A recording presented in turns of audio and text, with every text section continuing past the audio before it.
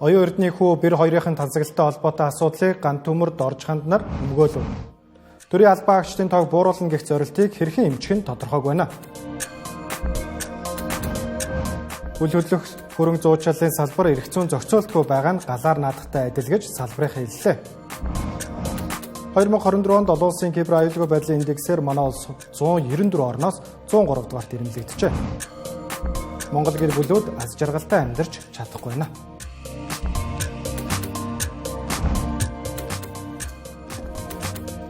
Орой мэндийг хүргэе үзэгчдээ Тэнгэр телевизийн 70 мэдээллийн хөтөлбөр эхэлж байна. Сая дурдсан болон бус мэдээллийн дэлгэрэнгүй үзүүлэх болно.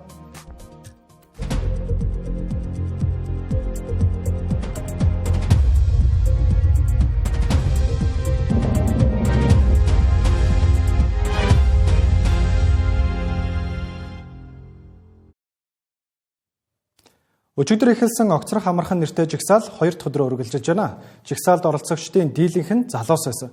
Тэд орлогоо нотлох амаргүй огцрох амархан. Бэрхий үеэлүүдийг тижээхэд бэрх боллоо гэдэг урайл оозон барьсан байна. За мөн үзэл бодол эсэргүүцлээ илэрхийлэхээр нялх бяцхан үрээ тэврээд ирсэн хүмүүс ч байлаа. Ерөнхий сайдын мэдээлэл хийх хүртэл өдөр бүр 14-өөс 20 цаг хүртэл тайван жигсаал хийнэ гэлээ. Нэг бороотой байсан. Өнөөдөр бороо байхгүй ингээд гэхдээ цаахан сэрүүхэн залуучууд аяга олноор ирж байна. Залуучуудаас гадна өнөөдөр дунд иргэн насны хүмүүсөндөө хүмүүс ирж байна. Тэгэхээр бидний тэмцлийг бас олон нийтэд хүрээд дэмжиж хүмүүс ирж байгаа болов уу гэж бодсон. Хүн нөгөө найзхандаа үнэтэй брендийн цүх авч өгч гин гэдгийг хараад үнэхээр их гомдсон. Яагаад вэ гэхээр нөгөө бидний мөнгөөр штэ бараг бидний төлж байгаа татвараар тэр хүн тансаглалаад явж хаад бидний өдөр болгон зүтгээд ажил хийж байгаа. Өөрөө хэлсэн мэт штэ эрх цаг гэж үү явах цаг гэж байна гэсэн. Одоо огцрох цаг нь болсон байна гэж.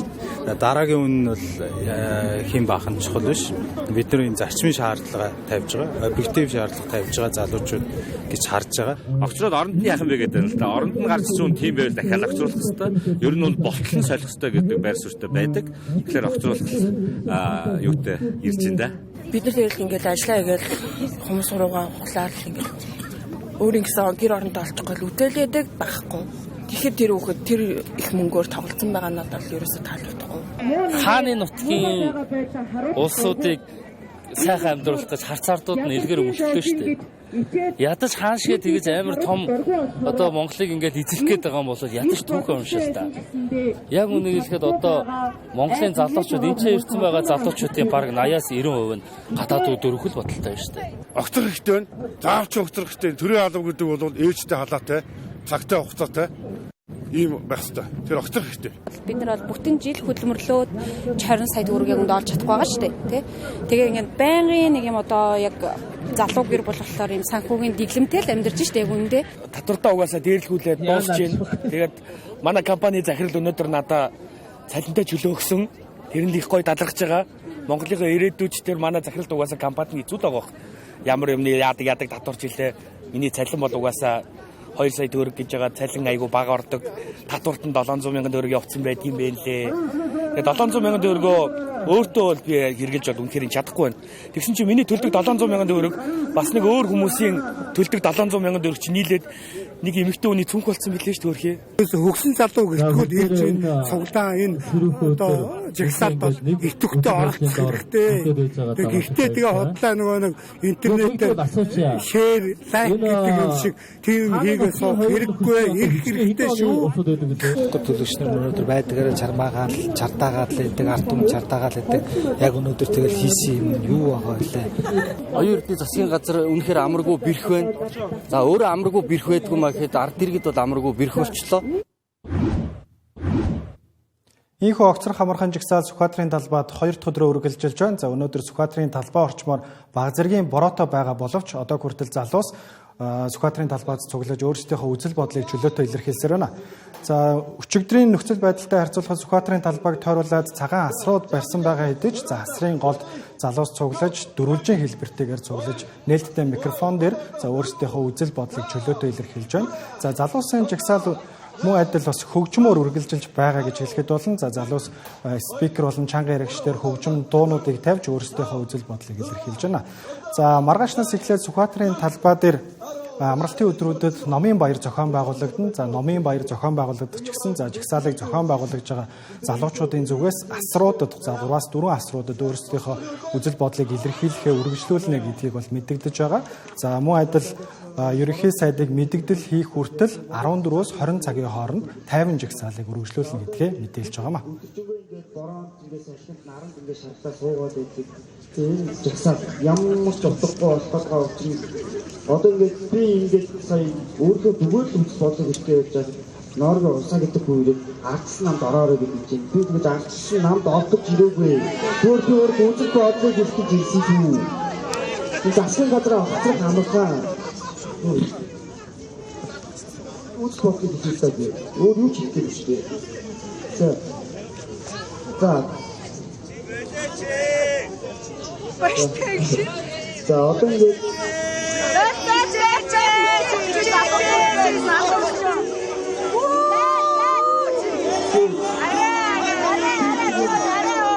за одоо ингээд миний хэлэх байгаа нь юу гэхээр би тасаа бааш ихтэй байдаг гэсэн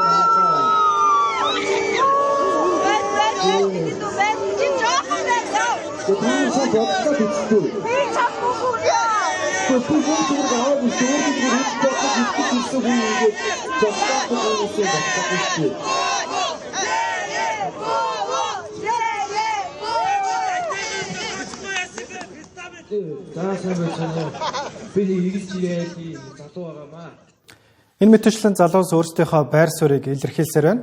Ийхүү орлогоо нотлохгүй, тансаглаа тайлбарлахгүй тасгүрийж байгаа ерөнхий сайд оюун эрднийг огцор гэж олон нийт шаардаж байна.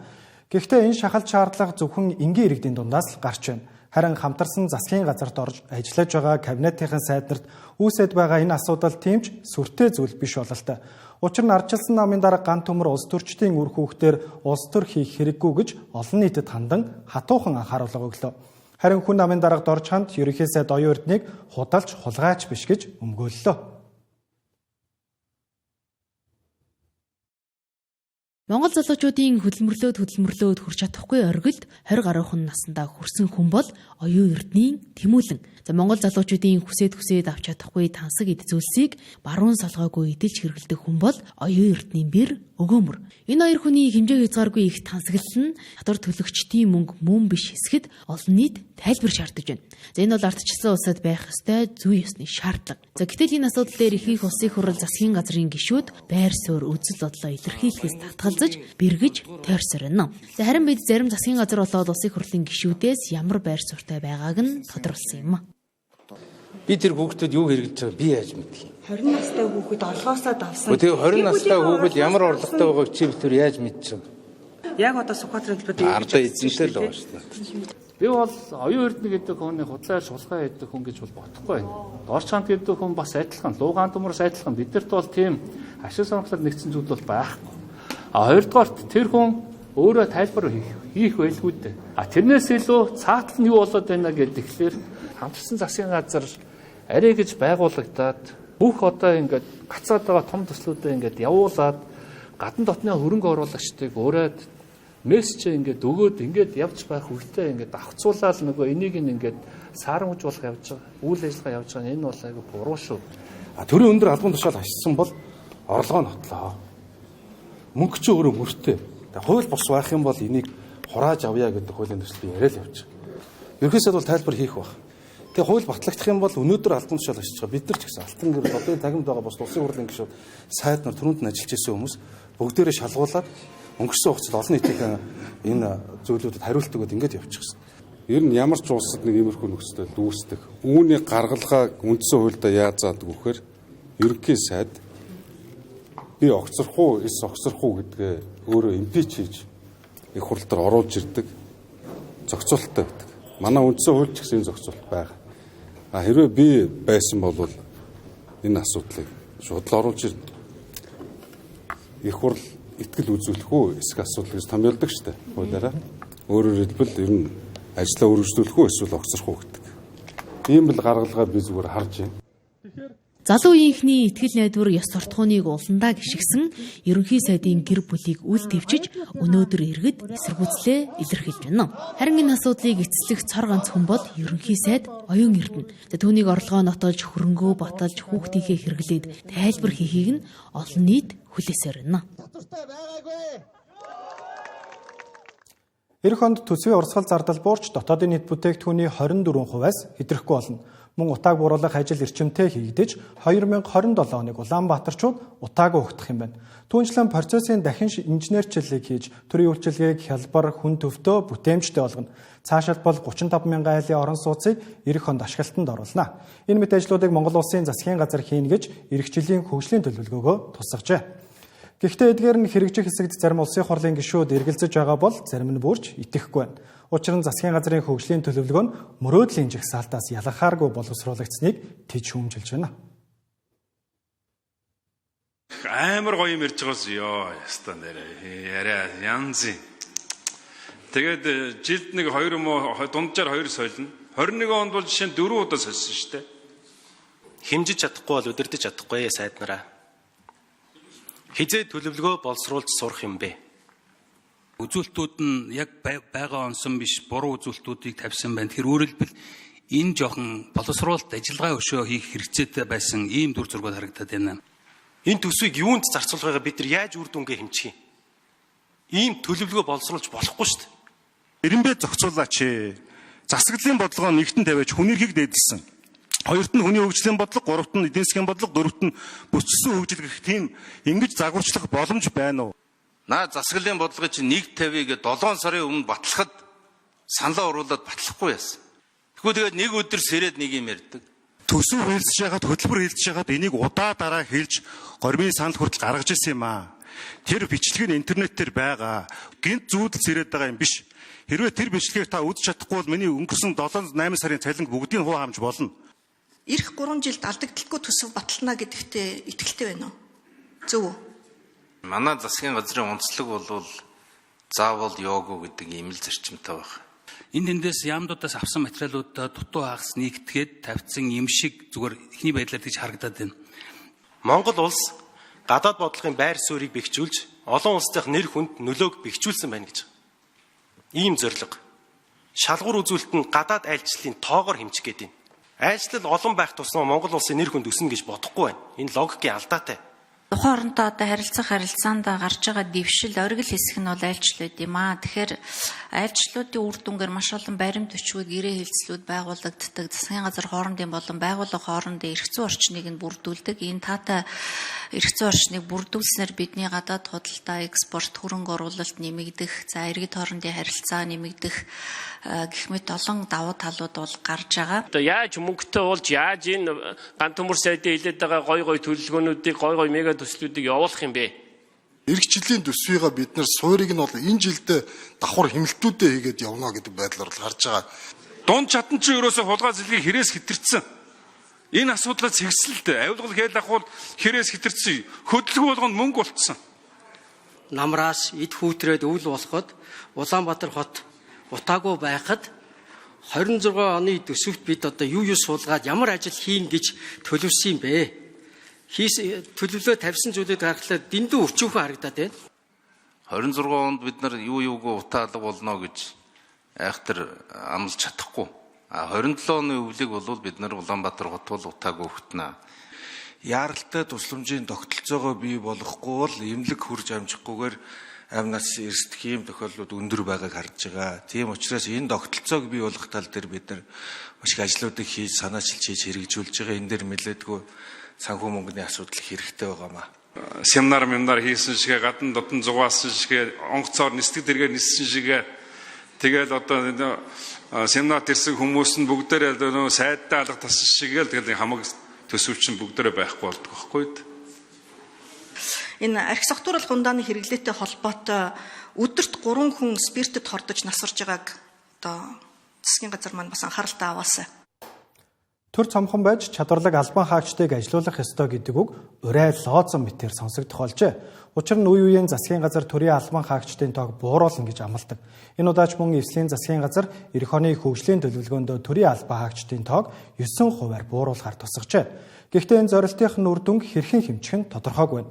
Учир нь өнөөдөр төрийн албан хаагчдад яг хэдэн хүн ажиллаж байгааг нь хинч мэдэхгүй байна. Албан ёсоор төрийн албан хаагч гэж бүртгэдэггүй төсвөөс цалинждаг янз бүрийн хороо зөвлөл, комисс тариалагддаг хүмүүс их байна. Төрийн албанд 230 мянган хүн ажиллаж байна. За үүн дээр нэмэгдээд төрийн болон орон нутгийн өмчит компанид 70 гаруй мянган хүн харьяалагдаж байна. За ингээд тооцвол 300 мянга холд авсан хүн төрд ажиллаж байна. Гэхдээ энэ 300 мянга дотор өнөөх өч төчнөөн үндэсний хороо зөвлөл комиссуудад ажилладаг хүмүүс багтаагүй юм а. Төрийн албан хаагчийн тоог бууруулахтай холбоотой би зориуд асуусан юм а. Энийг зүгээр ингээд тов тодорхой 9%-д оруулсан байгаа байхгүй. Энэ маш сайн. Гэхдээ одоо яг хэд байгаансаа тоог хэлэхгүй шүү дээ. Хэлэхгүй байна уу эсвэл тооцоо нь байхгүй байгаа мó? Төрийн албан хаагчийн тоо ийм байгаа юм байна. 9% бууруулны төлөвлөгөө батлуулж байгаа юм байна. Тэгээ эргэжил 9% буурсан уу, 30% өссөн үү, 2% буурсан уу гэд яг нягтламар байгаа байхгүй. Жон тодорхой байхгүй болохгүй байна. Тэгэхээр энэ дээр тодорхой тоо байхгүй бол байхгүйгээд хэлээд өгөөч. Байвал тоогоо тодруулаад өгөөч гэж. Салбаруудаар нь ингэж ангилж бууруулахаар эхний тооцоо гарсан.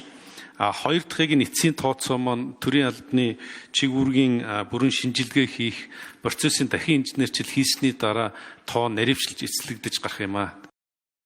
Гол нь энэ замхтглоор төр намаас томилогдсон цүнх хэрэгчдээс салхан чухал. Учир нь улс төрийн шийдвэрээр томилогддог албан тушаалтнуудын тоо жил ирэх тусам нэмэгдэж, за үүндэж хараа хяналт тавих, хязгаарлалт тогтоох боломжгүй байгаа юм. Өмнөх засгийн газар шүүгэл ажиллагааг зарласан ч цүнх хэрэгчдийг шүүрдэж чадаагүй гэх шүүмжлэж өрнөдөг.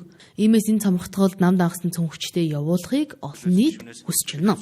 Түүнчлэн төрийн албыг цамхтгаж байна гэд ажлаа хийгээд амьдралаа залгуулад явж байгаа энгийн албан хаагчдыг хоморглон алах эсгүүгч зарим улсын хурлын гишүүд анхааруулжлаа. Харин үүнд эдийн засгийн хөгжлийн яамнаас хариу тайлбар хийхдээ энэ цамхтгалд эмч багш нар хамаарахгүй гэсэн юм а.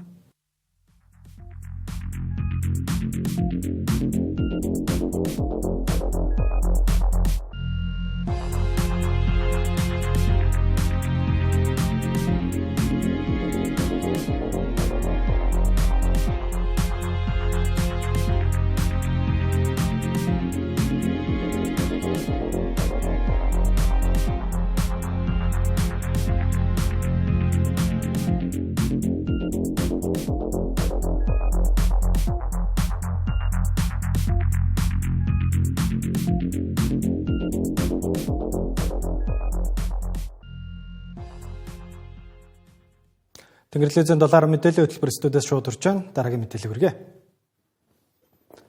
Засгийн газар дорны түншлэл бизнесийн зөвлөлтөд хамтран уул уурхай худалдаа аж үйлдвэрлэл, хөдөө аж ахуй, барилга, дэд бүтцийн чиглэлээр манай улсад хөрөнгө оруулах сонирхолтой гадаадын аж ахуй нэгжүүдэд мэдээлэл хүргэн хамтарсан төсөл хөтөлбөрүүд хэрэгжүүлэх худалдаа хөрөнгө оруулалтын форумыг зохион байгуулж байна. Дорны түншлэл форумын үр дүнд гадаадын бизнес эрхлэгчидтэй хөрөнгө оруулалтын шин түншлэлийг эхлүүлэх, харилцан ашигтай ихтгэлцэлд суурилсан урт хугацааны хамтын ажиллагааг гүнзгийрүүлэн хөгжүүлэх боломжтой гэлээ. Энэхүү форумд 10 гаруй орны 50 гаруй компани болон олон улсын эрдэмтэн судлаачид оролцож байна. Гадаад ертөнцийн бол одоо бас тийм тодорхой биш хүнд ийм байгаа нөхцөлд Монгол улс маш тодорхой байх ёстой. За ингэж тодорхой байхын тулд бол Монгол улсын одоо гадаад худалдаа тогтвортой, за Монгол улс руу орж ирж байгаа одоо валютын нөөцийн урсгалыг таслахгүй байх энэ чиглэлээр ажиллаж байгаа. За энэ хүрээндээ бол энэ гадны хөрөнгө оруулагч нарыг Монголд оруулах хөрөнгө оруулах голцоонуудын талаар энэ одоо хөрөнгө оруулагчтай нүүр тулж уулзч ярилцж байна гэж ойлгож болно. Японоос, Вьетнамаас, Хятадаас гээд нийтдээ 50 гаруй хөрөнгө оруулалтын компаниуд, бүтээн байгуулалтын компаниуд захирал удирдлагууд хүрэлцэн ирсэн байна. Дийлэнх нь одоо 70 гаруй хувь нь анх удаа Монголд ирж байгаа бүс компани төлөөлөл байгаа. Хоёрдугаарт яг төр өөрийнхөө үндсэн мэдээллийг олгож байгаа. За бусад зохион байгуулалт бол зардлын тухай бол бизнесийн зөвлөгөө, хувийн бишил бүх зүйлээ хариуцсан зохион байгуулж байгаамаа. Азийн, ялангуяа Зүүн Азийн чиглэлийн хөрөнгө оруулагчид маань Монголд Улаанбаатар хотод суглаад тэгээд Монголын яг бодлого нь юу юм бэ? Бидэрт ямар боломж байгаа юм бэ? Бид нар бол тодорхой бас бодиттой хөрөнгө оруулалт хийгээд ажлын байр бий болгоё гэсэн ийм байдлаар уулзж байгаараа онцлог байна.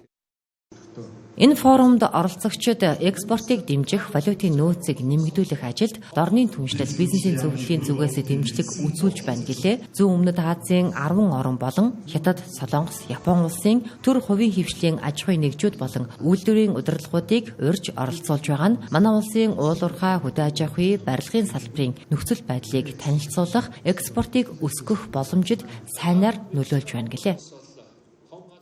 Орон сууц газрын намайг үл хөдлөх хөрөнгө зуучлалын байгууллага агентийн тусламжтайгаар шийдэх нь хэвийн үзэгдэл болсон. 2020 оноос эхлэн тус салбарт агент хийх тусгай зөвшөөрлийг олгож санхүүгийн зохицуулах хорооны журмаар асуудлыг шийдэрлэж байгаа ч энэ төрлийн үйл ажиллагаанд тусгай хууль хэрэгтэй байгаа гэдгийг салбарын мэргэжилтнүүд хэлж байна. 2024 оны байдлаар манай улсад тусгай зөвшөөрөлтэй 308 үйл хөдлөх хөрөнгийн зуулчлалын байгууллага 1284 агент үйл ажиллагаагаа явуулж байгаа бөгөөд тэдгээр нь нийтдээ 18800 гаруй хилцэл хийж 229 их найд төгрөгийг эдийн засгийн эргэлтэнд оруулжээ. Гэхдээ энэ их мөнгөн урсгал, хууль, эрх зүйн тодорхой суурьгүйгээр эргэлдэж байна гэдэг бол галаар тоглож байгаатай адил юм. Нэг талаас харуул мэргэжлийн агентууд дунджаар 309 сая төгрөгийн орлоготой болж салбарын ашиг нь 9 гаруй тэрбум төгрөгөд хүрээд байгаа.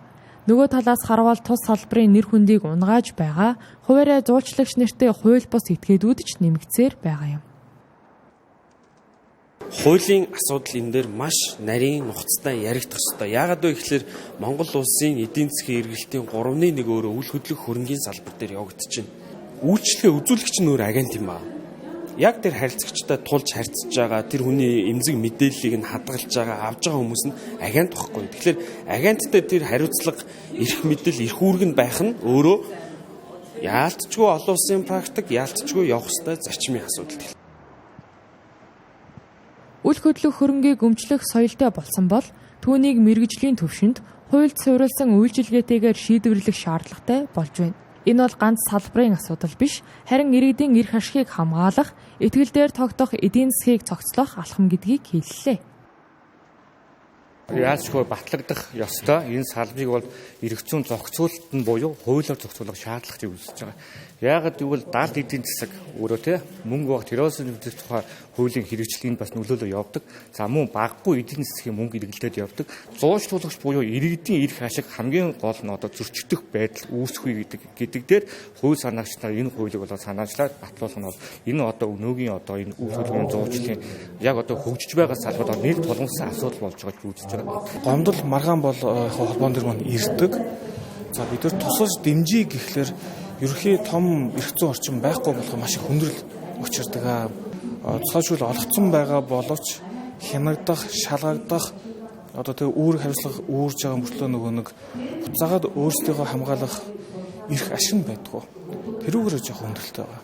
Тэгэхээр цаашдаа одоо яг энэ салбар маань ингээд хөгжөөд явбал аж ахуйн нэгжүүдийнхээ эрх ашигыг бодоод хамгаалаад одоо замыг гаргаад явуулах боломжууд бол манай салбарт зөндөө байгаа.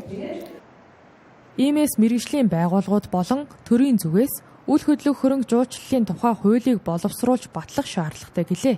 Уг хууль нь зөвхөн байгууллагын үйл ажиллагаа төдийгүй агентуудын ёс зүй, гэрээний эрх зүйн үндэс, хариуцлагын тогтолцоог бүрдүүлснээр салбарын хөгжил, хөрөнгө оруулагчдын итгэлцлийг улам бүр нэмэгдүүлэх суурь нь болох юм байна. Үйл хөдлөх зуучлал гэдэг бол зүгээр нэг байр орон сууц дамжуулах биш, харин амьдралын хамгийн том шийдвэрийг гаргахад чиглэсэн мэргэжлийн туслагч итгэлцлийн гүүр болж байна. Тиймээс энэ салбарт ёс зүй, эдийн засгийн мэдлэгтэй мэргэжсэн боловсон хүчин байх шаардлагатай болж байгааг хэллээ.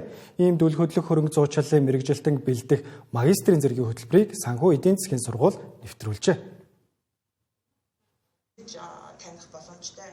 Монгол улсад үйл хөдлөх хөрөнгийн зах зээл жилээс жилд тэлж тэрбумаар хэмжигдэх хилцэл хийгдэж байгаа энэ цаг үед уг салбарт мэргэжсэн боловсон хүчин хэрэгтэй болж байна. Энэ хэрэгцээнд үндэслэн санхүү эдийн засгийн их сургууль анх удаага үйл хөдлөх хөрөнгө зуучлал ба удирдлагын чиглэлээр магистрийн хөтөлбөр нээсэн байна. Ингэснээр тус салбарын бизнес, бодлого боловсруулагч, үнэлгээчин, хөрөнгө оруулагчдын мэдлэг, ур чадвар, мэргэжлийн түвшин дахин гэж үзэж байгаа юм. Түүнчлэн зөвхөн нэг мэргэжлийн хүрээнд бус үйл хөдлөх хөрөнгийн салбарын экосистемийг бүтээхэд чиглэсэн алхам болно гэлээ. Энэ салбарт энэ хүн ажиллах чадамжтай. Үйл хөдлөх хөрөнгийн салбарыг өөрөө зөв менежменттэй зөв одоо чиглэл хандлагаар хөгжүүлэх нь бол маш олон хүмүүсийн амьдрал ахуй одоо бусад зүйлүүдэд чухал нөлөөтэй. Тэгээ энэ утгаараа бол бид бүхэн үйл хөдлөх хөрөнгийн салбарыханд бизнесийн удирдлагын агсан түвшний мэдлэг ур чадварыг олох зорилгоор бол энэ хөтөлбөрийг хэрэгжүүлж эхэлсэн байна. Тухайн салбарын одоо асуудлыг шинжлэх ухаан суурилсан байдлаар одоо тодорхойлж, шинжлэх ухаан суурилсан байдлаар асуудлын шийдлийг гаргах ийм зорилготойгоор онцлог байна. За өмнө яг энэ үйл хөдлөлтөөр фокуссан ямар нэгэн тийм сургалт ялангуяа одоо ийм дэд боловсролын хэмжээнд байгаагүй манай Монгол улсад. За альва улсын эдийн засаг нь тодорхой хэмжээгээр үйл хөдлөлтөөгөө маш уялдаатай байдаг.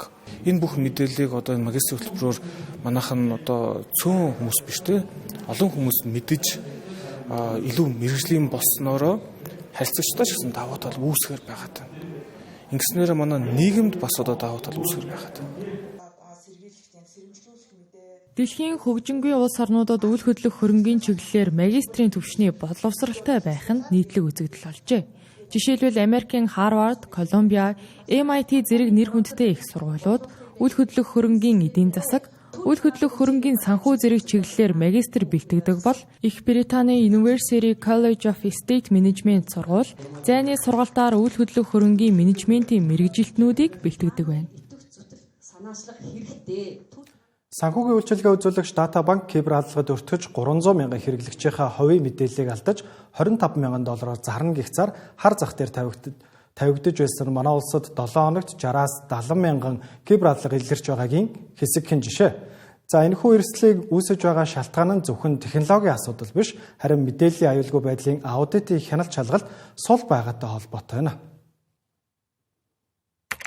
2024 онд олон улсын кибер аюулгүй байдлын индексээр манай улс 56.3 оноо авч 194 орноос 103 дугаар байрт ирэмблэгдсэн. Мэдээллийн аюулгүй байдлын хамгаалалтыг сайжруулахад зөвхөн програм хангамж хангалтгүй бөгөөд тухайн байгууллагын кибер эрсдлийн бодлого, аудитын хяналт шалгалтын үр дүн аюулгүй байдалд чухал үүрэгтэй байдаг байна. Мэдээллийн аюулгүй байдлын аудитыг бүх төрлийн байгууллагууд 2 жил тутамд хийлгэх үүрэгтэй байдаг хэдий ч манай улсад энэ байдал сул байдгаас болж иргэдийн хувийн мэдээлэл зарагдах, задрах эрсдлүүд үүсдэг гэлээ. Мэдээлэл аюулгүй байдлын аудитыг 2 жилд нэг удаа хийх ёстой. Эрсдлийн үнэлгээг жил болгон тухайн он чухал мэдээллийн дэд үстэй байгууллага маань хийлгэх тийм үүрэг хүлээсэн байна. Тэрийгэ хийлгэж манай мэдээллийн аюулгүй байдлын систем дээр одоо манай мэдээллийн он чухал мэдээллийн систем дээр ямар цорхоо байна, ямар асуудал байна гэдгээ одоо асуудлаа гаргаж ир тавьж одоо тухайн эрсдлээ сэргийлэх юм асуудал болчиход байна л. Манай улсад аудитын хяналт шалгалт хийх зөвшөөрөлтэй 10 гаруй компани байдаг байна. Мөн мэдээллийн аюулгүй байдал сул байдаг нь нэг талаараа кибер аюулгүй байдлын мэргэжилтнүүд тутмаг хүний нөөцийн асуудалтай холбоотой гэлээ. Хамгийн тулгамж байгаа нэг зүйл болохоор ерөөсөө юу гэхээр хүний нөөцийн асуудал. Тэгэхээр одоо жишээ нь байгууллага төр очиод үзэнгүүт мэдээллийн аюулгүй байдлыг ер нь бол ингээд том enterprise байгууллагууд төр бол нэг бол баг байж байгаа хэрэгтэй мэдээллийн аюулгүй байдлын манай төр болонгууд IT сүлжээ бүгдгийн хэрэгслийг нэг л хүнтэй байж идэг. Тэгэхээр тэр маань өөрөө хангалттай байгаа тийм. Тэр аудит эрсдэл үнэлгээнээс гадна юу гэхээр пентест ч гэдэг юм уу, энзэг байдлын шалгалт ч гэдэг юм уу, нэвтрэлтийн шалгалт эдгээрийг бол ер нь бол ингээд бас тогтмол ингээд хийлгээд явж байгаа хэрэгтэй. Манай улсад гарч байгаа кибер халдлагууд ихэвчлэн гадаад улсаас хийгддэг. Ингэхдээ төр болон хувийн хвшлийн байгууллагууд руу чиглэсэн тэр дундаа эрүүл мэнд, боловсрол, гадаад харилцааны салбарууд руу чиглэсэн халдлагууд түгээмэл гарч байгаа юм а. Эдгээр байгууллагууд нь онц чухал мэдээллийн дэд бүтцтэй байгууллагын жагсаалтад багтдаг учраас хамгийн өндөр эрсдэлтэй гэсэн үг. Жил бүрийн 5 дугаар сарын 15-ны өдрийг дэлхийд дахинд гэр бүлийн өдөр болгон тэмдэглэн өнгөрүүлдэг боломжлолтой. Жаргалтай нийгмийн үндэс нь эвтэй элэг бүтэн гэр бүл байдаг. Зөвхөн нэг өрхийн дотоод аз жаргалыг биш, нийт нийгмийн суурь тогтвортой байдал, хөгжлийн үндсийг тодорхойлох боломжтой юм а. Монголын хувьд бол мэдгүй яг тэгж яг аз жаргалаар хөдөлмөрөөр эхлээд өөрсдөө болгоо явж байгаа гэр бүлүүд байгаа. Гэхдээ ер нь цөөхөн байгаа хаа. Яа тэгэхээр нэг нэгдүгээр өөрсдөө бизнесээ хийхэд дээрээс ингээд амар дарамт ирж идэг. Мэдээж тодорхой хэмжээнд тэр чинь ингээд одоо бизнес хийж байгаа хүмүүстээ амар дарамт шахалт болж ирнэ. Тэгээд ерөөсөө эхлүүлж чадахгүй зарим бизнесүүд унж байгаа ах гэж бодож байна. Карантины үеэр ч маш олон бизнесүүд дампуурсан шүү дээ. Тэгээд ер нь татвар тэгээд дээрэс нь нөгөө нэг бизнес эрхлэгчдийн нөгөө нэг хувь нээс авч байгаа татварууд байгаа шүү дээ. Тэднээс айгүй нөлөөлдөг байх гэж боддог. 100% бүгдээрээ бол тийм бас ажиглалтай гэж ажилтай төрөлтэй байж чадахгүй байгаа гэж бодож байна. Зарим хүмүүс нь бас ажилтай төрөлтэй ажиглалтай байгаа л байна. Тэр нь цөөхөн талдаа байгаа лу.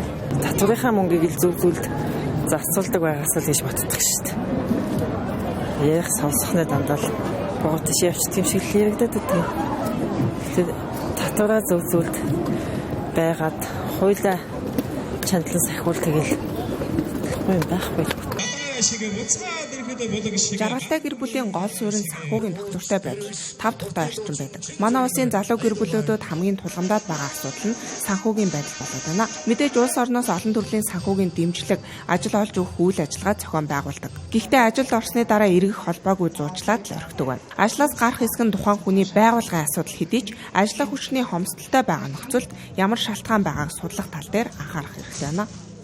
Тухайн одоо зорилтод бүлэг чиглэсэн одоо хөдөлмөр эрхлэлтийг хэрхэн нэмэгдүүлэх дэмжих үү гэдэг дээр л бид нар одоо манай чиг үүрэг тийм байдаг. Тийм учраас бид нар яг тэрнтэн тохирсон одоо ажлын байрыг нэмэгдүүлэх хөдөлмөр эрхлэлт дэмжих төслүүдийг хэрэгжүүлж байгаа. 2024 оны 12 дугаар сарын байдлаар одоо хөдөлмөрийн биржүүд бүртгэгдсэн 110,000 орчим ажлын байр давхцсан байдлаар зарлагдсан байж байгаа. Гэр бүл хөдөлмөр нийгмийн хамгааллын яамнаас хийсэн судалгаагаар 3 гэр бүл хотмын 1 нь санхүүгийн асуудалтай, 5 гэр бүлийн 1 нь орон байрны асуудалтай гэж гарчээ. Мөн гэр бүлийн зөрчилд хамгийн их нөлөөлдөг нь санхүүгийн асуудал гэж тодорхойлсон байна.